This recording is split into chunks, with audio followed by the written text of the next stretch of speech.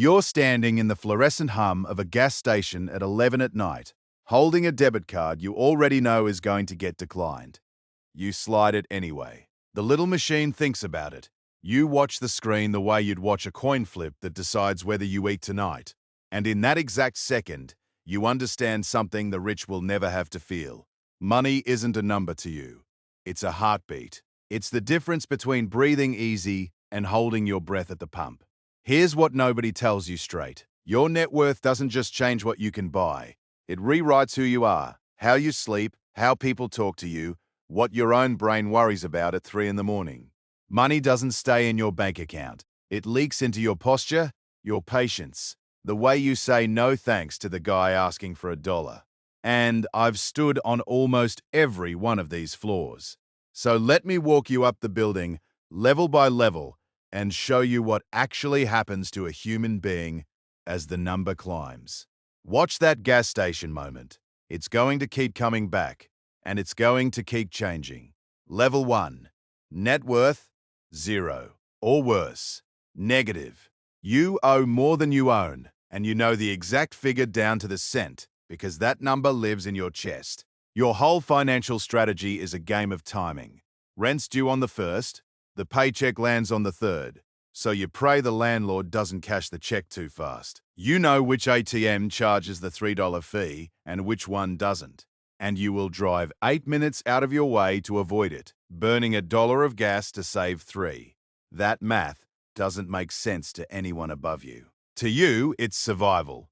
At this level, an unexpected $200 car repair isn't an inconvenience. It's a crisis that cascades. You skip the doctor, you let the check engine light glow like a little orange thread on the dash, and you just drive with it. And the cruelest part, being broke, is expensive.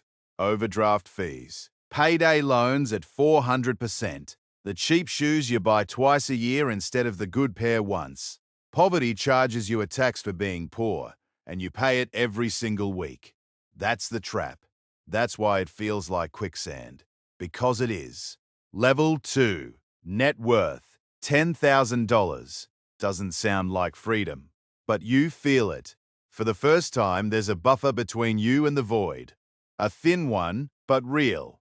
That car repair, annoying now, not apocalyptic. You have a savings account with an actual balance you don't have to spend by Friday. And here's the shift nobody warns you about. Your brain slowly stops running the survival program. You start thinking in weeks instead of hours. You buy the 12-pack instead of the single because you can front the cash and save over time. You catch yourself standing at that same gas pump, and you slide the card, and it just works. No held breath. You barely notice.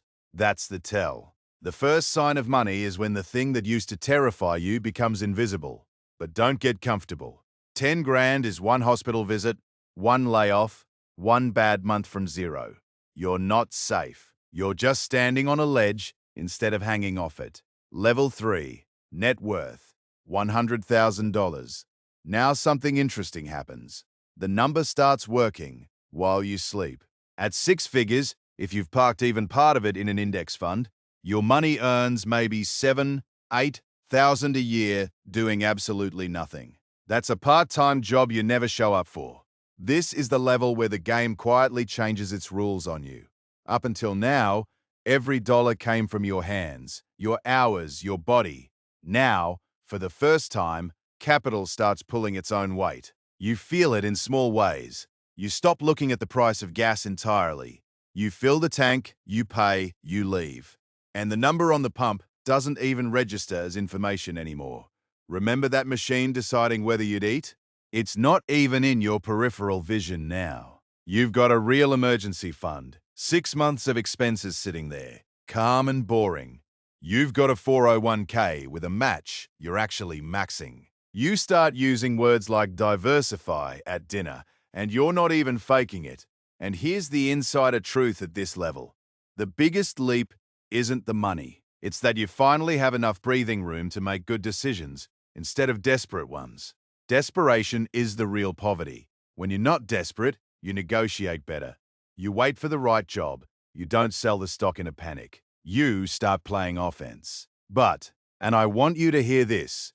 100 grand can also become a golden handcuff. You get comfortable. The mortgage, the nice car payment, the lifestyle that eats every raise. Plenty of people build a beautiful cage right here and spend 30 years decorating it, wondering why the door won't open. The number went up, the trap just got prettier. Level 4. Net worth, $1 million. Congratulations, you're a millionaire, which sounds like a magic word until you actually get here and realize it's quieter than you imagined. There's no confetti, no one calls. You wake up in the same bed and the coffee tastes the same. But underneath, something structural has shifted. At $1 million, invested sensibly, your money throws off somewhere around $40,000 a year on its own. Read that again. Your money now earns more than half of what the average person earns by working full-time. You have hired an invisible employee who never sleeps, never complains, and never asks for a raise. That's the real definition of wealth. Not the yacht, not the watch. It's when the number works harder than you do. And your relationship with time completely inverts. Below this level, you traded time for money because you had to. Now you start buying your time back. You pay someone to clean the house, to do the taxes, to fix the thing you used to fix yourself. With a YouTube video and a prayer. The 8 minutes you once drove to dodge a $3 ATM fee, you'd now happily pay $10 to save those 8 minutes. And you wouldn't blink. That's the whole game flipping on its head. But here's the part they don't tell you at the millionaire level. This is where fear changes shape. It doesn't disappear, it just wears a nicer suit. You stop worrying about rent and start worrying about the market, about lawsuits, about whether the people around you like you or the number attached to you. You get invited to dinners where everyone's quietly measuring everyone else.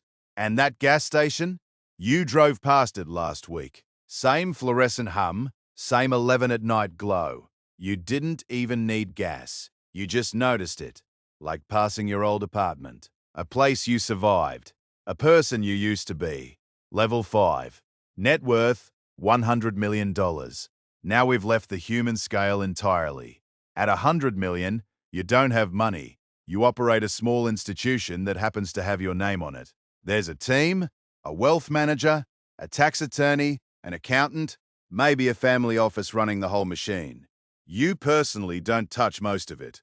Invested conservatively, this throws off $3, $4, $5 million a year. Money arriving faster than any sane person could spend it. And here's the strange, almost eerie truth at the top floor. You cannot see the price of anything anymore. A first-class flight, a $5,000 dinner, a car that costs more than your childhood home, they all register as the same amount. Which is to say, they register as nothing. You've climbed so high that the entire pricing system of normal life has gone invisible beneath you. The way that gas pump number went invisible back at level 3, except now it's every number, everywhere. And that's the seduction and the danger in one breath. Because when nothing costs anything, nothing means anything either. The rich people who stay human up here are the ones who deliberately remember the weight of a dollar, who keep one foot in the old fear on purpose. The ones who forget become hollow. They have 3 houses they never sleep in, and they still can't feel full, because the thing they were actually chasing was never in the bank. It was the feeling of being okay. And somewhere between level 1 and level 5, if you're not careful, you can lose the ability to feel okay at all, no matter what the number says. So let me take you back to that gas station at 11 at night, the debit card in your hand, the little machine thinking it over while you hold your breath, and the fluorescent lights buzz over an empty parking lot. Here's the truth the whole climb was trying to teach you. That terrified kid at the pump and the person running a $100 million family office are chasing the exact same thing. Not money, peace, the right to exhale. The difference is only this. The broke version thinks the peace lives at the top of the building, and the wealthy version, if they're honest, has been to the top and knows it was never up there at all. Money doesn't buy the feeling. It just removes the reasons you couldn't feel it. That's the whole secret. Every floor you climb takes away a fear, but it never installs the peace. That part was always your job. So chase the number. Absolutely. Build the invisible employee. Buy your time back. But don't wait for the top floor to breathe, because one day you'll drive past that gas station, and the card will work, and the fear will be gone. And you'll finally understand that the person you were trying so hard to become was just the person who could stand at that pump and breathe easy and know they were going to be okay. You could have started there. Most people never do.